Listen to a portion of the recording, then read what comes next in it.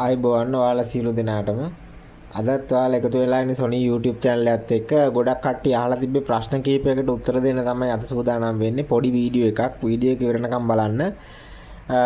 මේ තමයි අපි අර කලින් වීඩියෝ එකේ හදපු බපල් එක. මේක සම්පූර්ණම 100%ක් දැන් වැඩ ඉවරයි. මේ විදිහට අපි ලී පෙට්ටියක් ගැහුවා. ඊට පස්සේ මේ ලී පෙට්ටිය සම්පූර්ණ මේ බපල් එකට හයි කරලා තියෙන්නේ. බලන්න ලුක් එක හොඳයිද කියලා. ඔය විදිය.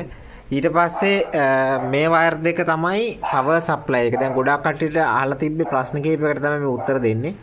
මේ පවර් සප්ලයි එක, මේ රිනේ එක, මේක අනිවාර්යයෙන්ම මේ විදියට මේ දෙකටම සම්බන්ධ කරන්න ඕනි.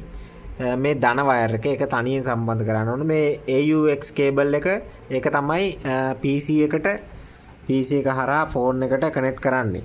ෆෝන් එකටත් පුළුවන් PC එකටත් කෙලින්ම සින්දු දෙන්න කෙලින්ම ජැක් එක කනෙක්ට් වෙන්නේ මේකෙන්.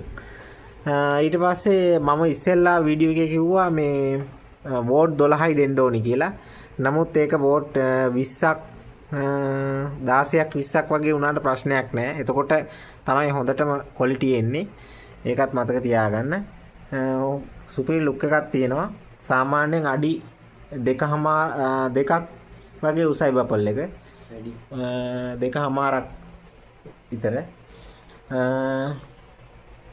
මේ බලන්න සම්පූර්ණම ක්වොලිටි සවුන්ඩ් එකක් තියෙනවා. අපි no copyright music එකක් දාලා පෙන්නන්නම්. ඔයාලා බලන්න.